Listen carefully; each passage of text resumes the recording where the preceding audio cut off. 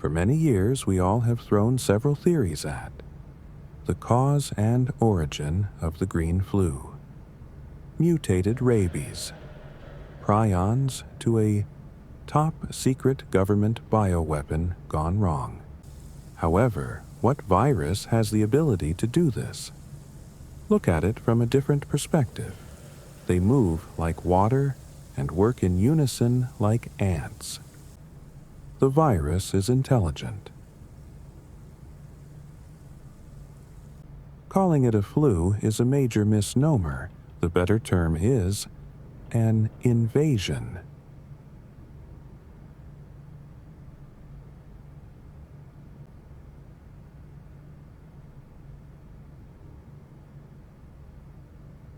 The greater eastern part of the United States has been completely overwhelmed, its epicenter being located in Fairfield, Pennsylvania.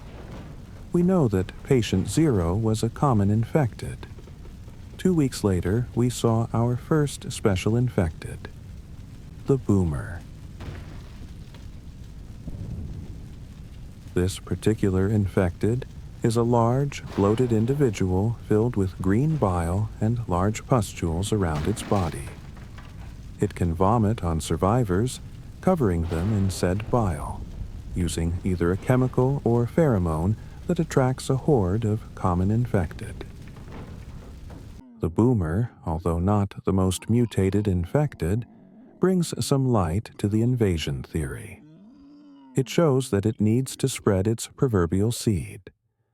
Boomers provide a nutrient-rich environment for the organism to feed, reproduce, and spread itself to other uninfected individuals.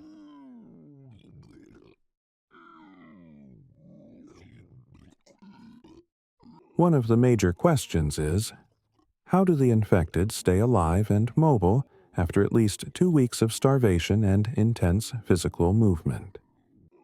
In this theory, the question answers itself. The infected are the food source. This may also explain how it's possible that, despite grievous injuries, the infected are still able to push on, entrapped in a state of stasis while the organism attempts to find as many hosts as possible. There's 2 major factors showing the cunning of the invasion theory. No virus can advance and manipulate bodies this fast. Prions or rabies wouldn't change people into a different creature. I believe the organism is trying to find hosts to achieve its species' full form. We can break it down in Sita's chart. For a moment, let's ignore the common infected numbers, and let's take a look at the special infected. The highest being the hunter, 9%, the second being the smoker at 7%, the boomer at 6%, tank at 3%, and the spitter, jockey, and charger at 4%. The witch's percentages not being listed, but for argument's sake, let's put her at 1%. This shows me that the infection favors smokers, boomers, and hunters. Looking at it from an intelligent organism's perspective, this makes perfect sense as 2 are perfect at dispatching prey, and 1 is absolutely crucial for reproductive purposes. The rest seem to be keen on being frontline soldiers in order to take over a host. With the spitter, it's abundantly clear that at some point she's going to succumb to her own offensive mechanisms. Her jaw is nearly gone, her chest and stomach riddled with acidic burns.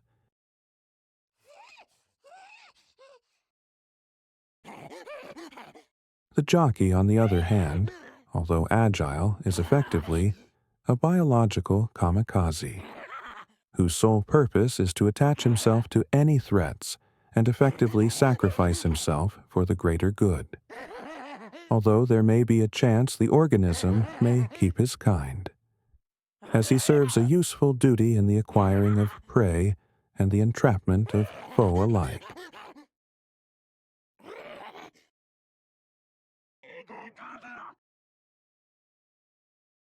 The charger might be a force to reckon with, but the inevitability of his demise is imminent. However capable he may be, crushing his prey and dispersing large groups of predators, he too shares a similar self-sacrificing fate as the jockey. As well as the constant abuse to his body, his kind may not be able to maintain itself as much as one would think. Even through the takeover, you can hear the host body screaming in agony as he charges his foe.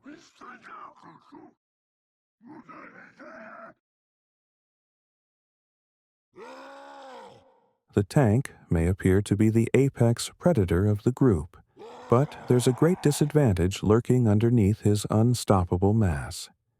He will be an extreme asset and liability to the organism's greater goal. His unquenchable rage can prove deadly to the others, including himself. Once a total takeover of the species has commenced, there may not be enough room for this giant.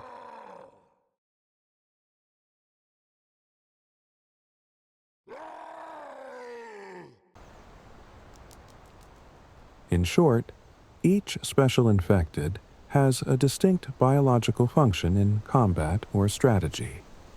It's unlikely a normal virus would produce such specialized and reproducible roles without guidance.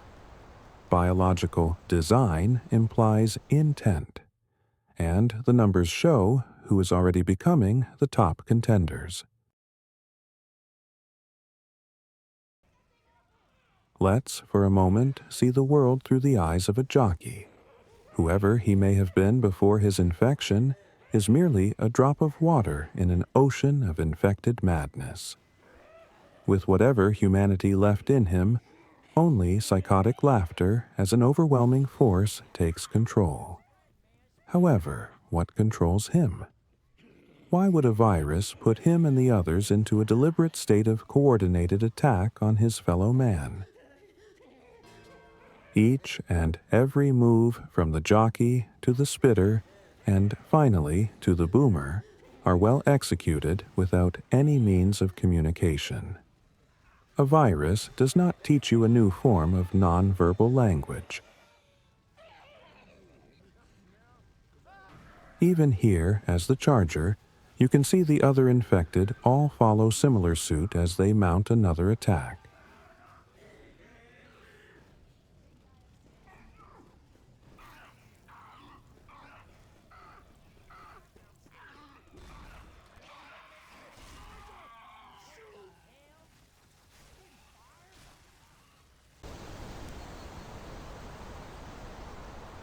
When you die and return as a special infected in versus mode, what is really happening? You don't respawn as yourself. You assume control of another body, one that cannot speak, cannot remember, but moves with your will. If the green flu happens to be an outside intelligent force, it would communicate via pheromones, which are invisible scents that trigger aggression, ambush behavior, and, in certain infected, retreat. You jump from body to body. You orchestrate attacks. You never control the common infected, only the elite forms, the tactical ones. That's because you're not one of them. You're above them. You are the directing intelligence behind the parasite, a rogue fragment of the hive, a controller cell, and as you adapt, mutate, and command, the organism learns through you. You are the infamous director, a term used by the creators of this game. And of course, how could we forget the only glimpse through the eyes of a human before succumbing to the infection? How his brain, slowly being taken over by the organism, starts to see Zoe and Louis as monsters. His mind state also shared a very similar view as the church guy, who also ended up audibly transforming before our ears. As he was losing more and more of himself to the organism, he started to fall to its influence as it made him ring the bell. The organism's origin, however, may be laid about in a few subtle yet misleading ways.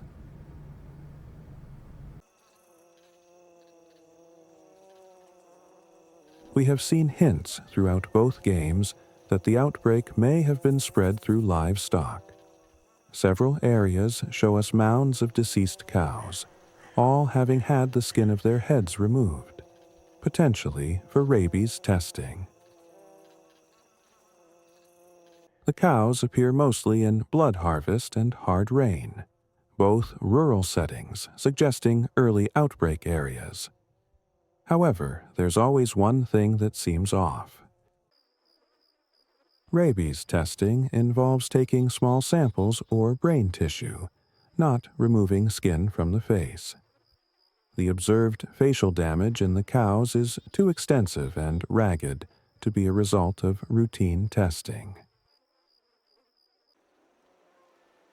Unlike a random virus, the green flu is an intelligent organism that evolved inside cows first. Its facial damage is a result of the parasite actively consuming tissue to grow and control its host, rather than a passive infection or a medical procedure. We also see facial damage in the other infected as well, especially in the boomer and smoker, both of which have growths that are not trauma-induced, like the jockey or spitter. This leads me to believe the pustules, or growths, were removed exclusively to study its properties and not to assess the brain. The rest of the skin being eaten apart by insects or birds, as it was already soft and damaged tissue, making it an easier meal. Pennsylvania is a state which has a great symbiosis with rural farms and industrial cities. It would be a great place for a zoonotic parasite to jump from a cow to a human. It would also be a place where industrial efforts could have created the spark that gave this organism life. Wherever it came from is a guess good as any. However, humanity was not prepared at all. Despite all of our attempts, we have finally faced our apex predator. It doesn't need radios or bombs. It needs bodies for which it can control utilizing all fronts. If you look at what the Doctor says in the comics, our organism's existence starts to make perfect sense.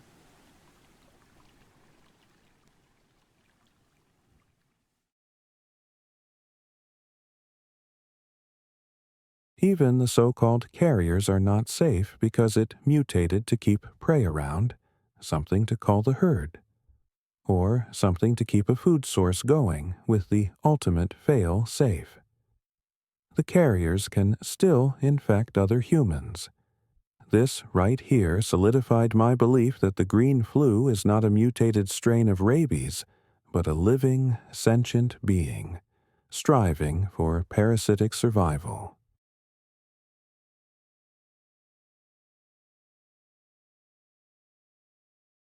Although we were never given a dedicated answer from the developers, I have a strong feeling this would have been the case.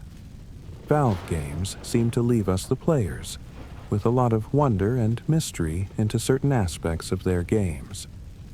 Just like the elusive G-Man, we are left pondering after all these years about the G-flu.